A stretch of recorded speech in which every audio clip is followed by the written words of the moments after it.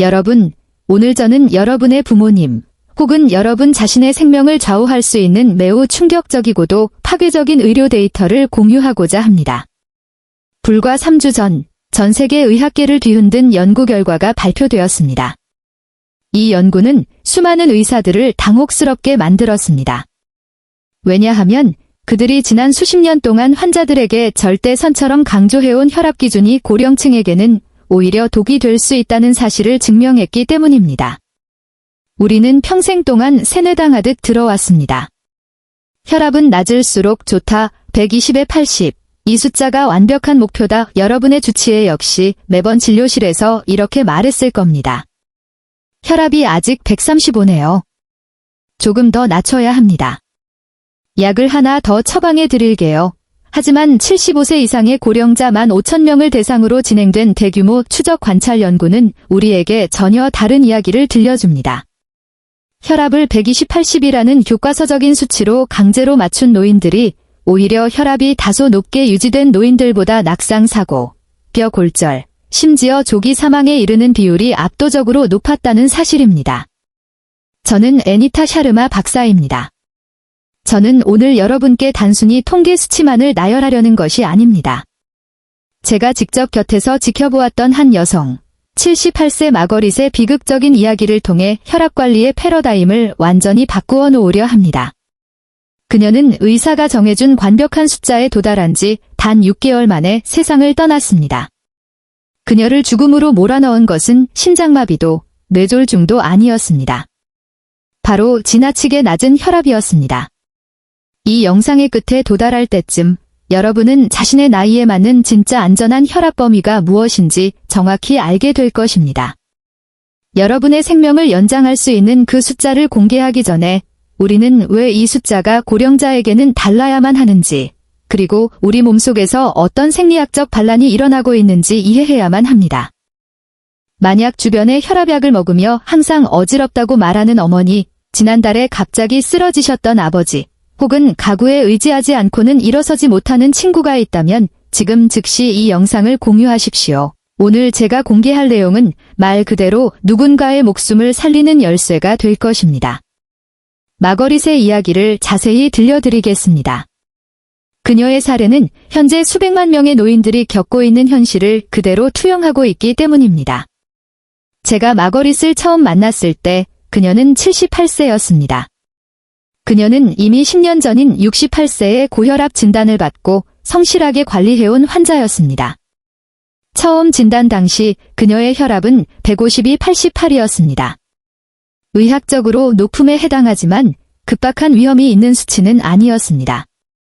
그러나 담당 의사는 즉시 약물 처방을 시작했습니다. 2개월 후 혈압은 138/82로 떨어졌습니다. 의사는 진전이 있네요 라고 말하면서도 덧붙였습니다.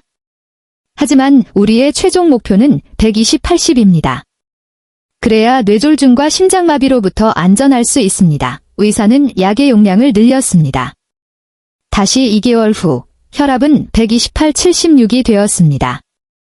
목표에 가까워졌지만 의사는 만족하지 않았습니다. 두 번째 혈압약을 추가했습니다. 마거릿 씨, 모든 의료 가이드라인이 120/80을 가리키고 있습니다. 이 숫자가 당신을 지켜줄 겁니다. 마거릿은 20년 넘게 다닌 주치의를 철석같이 믿었습니다. 그녀는 2가지 약을 매일 정해진 시간에 복용했고 집에서도 꼼꼼히 혈압을 쟀습니다. 마침내 그녀의 혈압은 120이 78에 도달했습니다.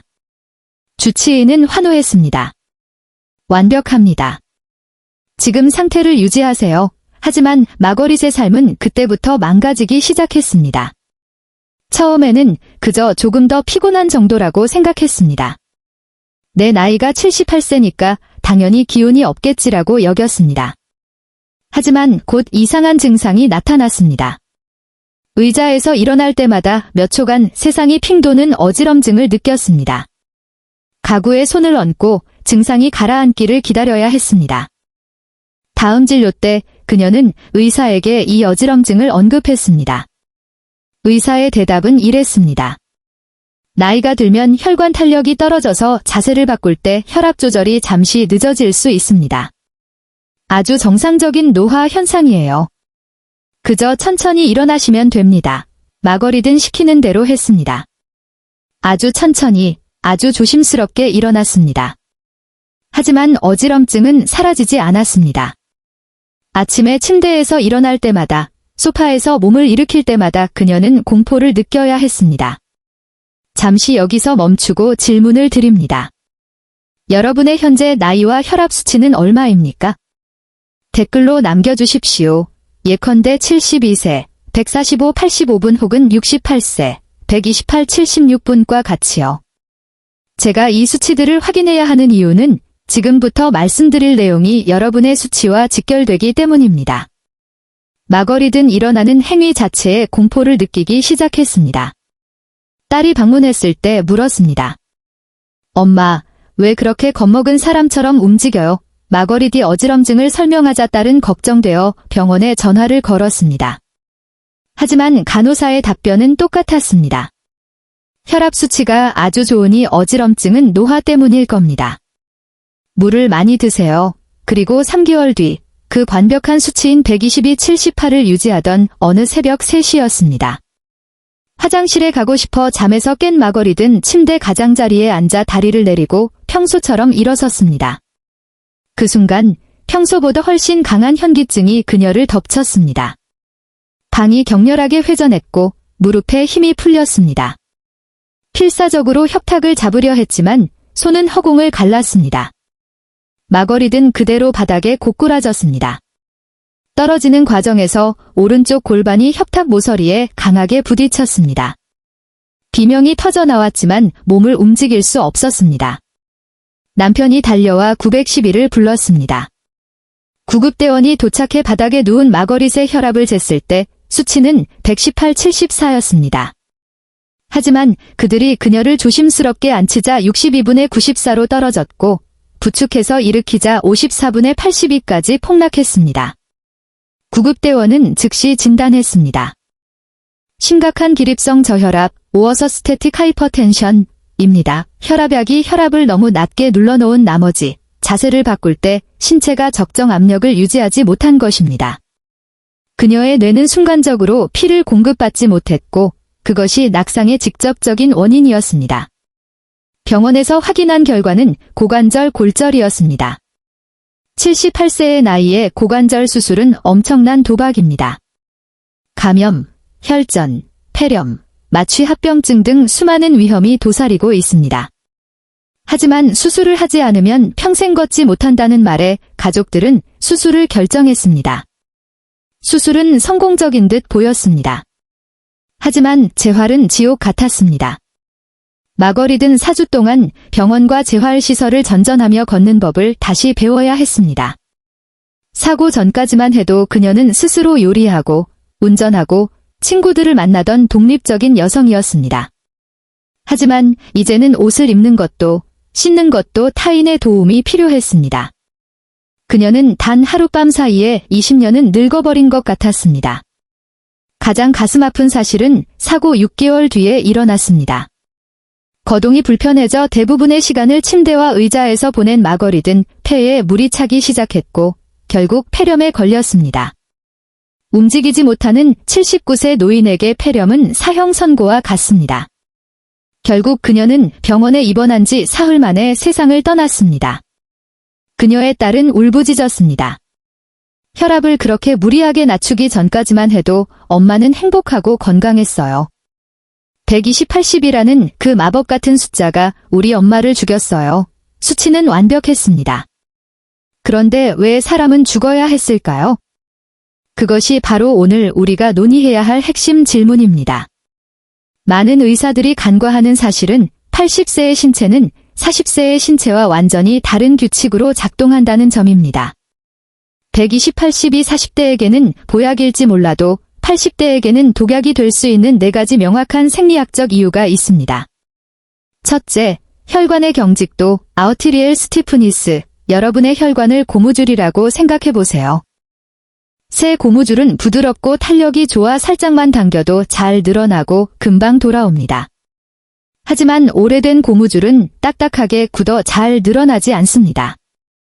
이것이 바로 동맥경화입니다. 나이가 들면 누구나 겪는 자연스러운 현상입니다. 딱딱해진 혈관은 심장이 뿜어내는 혈액의 압력을 유연하게 분산시키지 못합니다. 특히 중력을 거슬러 머리 끝까지 혈액을 보내야 하는 뇌의 입장에서는 혈관이 딱딱할수록 더 강한 추진력, 즉 약간 더 높은 기초 혈압이 필요합니다. 젊은이에게는 120의 압력으로도 충분하지만 노인의 딱딱한 혈관에서는 120이라는 압력만으로는 뇌 구석구석까지 피를 전달하기에 역부족일 수 있습니다. 둘째, 센서 민감도의 저하, 베로리세프터 센시티버티. 우리 몸의 혈관벽에는 압수용체라는 정밀한 센서가 있습니다. 여러분이 앉아 있다가 일어설 때 피가 아래로 쏠리면서 혈압이 순간적으로 떨어집니다. 이때 센서가 즉각 뇌에 신호를 보내 심장을 더 빨리 뛰게 하고 혈관을 조여 혈압을 유지합니다.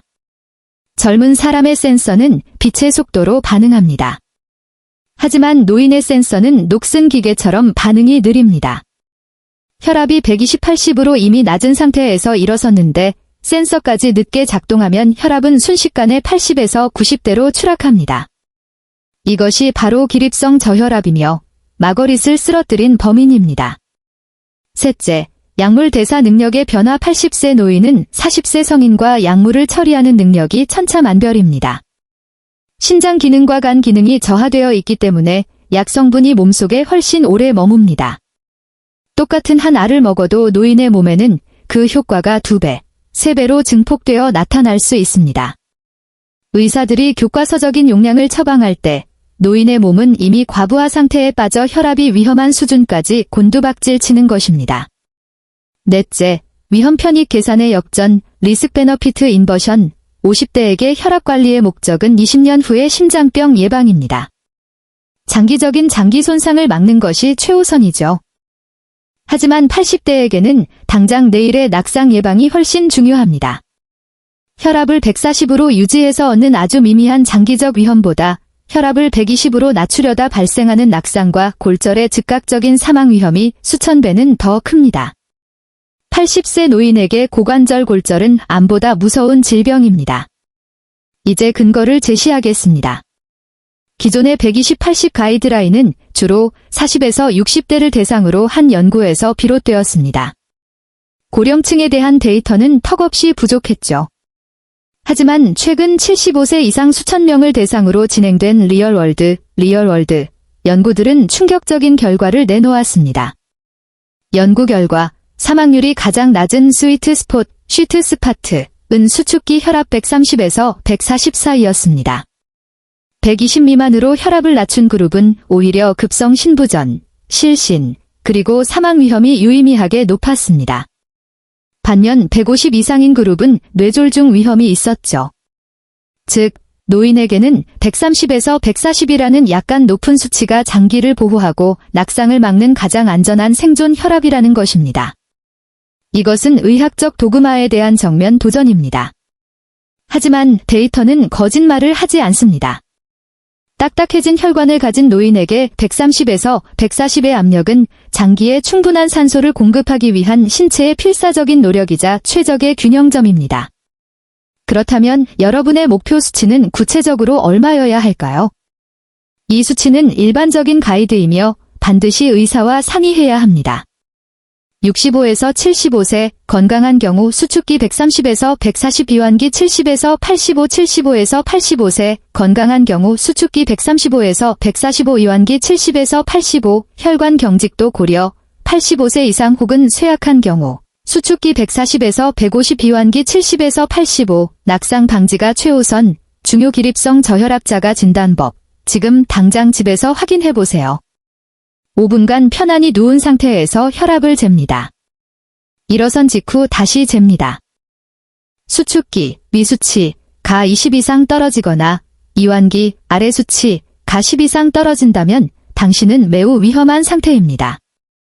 수치가 120, 80이라도 당장 약 조절에 대해 의사와 상담해야 합니다.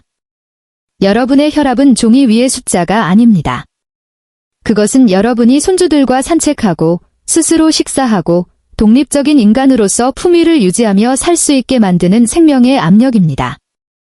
의사가 숫자에만 집착한다면 이 영상을 보여주며 질문하십시오. 선생님, 제 뇌가 서 있을 때도 충분한 피를 공급받고 있나요? 이 정보가 여러분과 여러분이 사랑하는 사람들의 삶을 바꿀 수 있다고 믿는다면 지금 바로 구독하고 이 영상을 공유해 주십시오. 댓글로 여러분의 고민을 남겨주시면 함께 답을 찾아보겠습니다. 다음 단계로 여러분이 복용 중인 혈압약의 종류나 평소 느끼는 어지럼증의 양상에 대해 구체적으로 알려주시겠어요? 그에 맞춰 더 상세한 조언을 드릴 수 있습니다.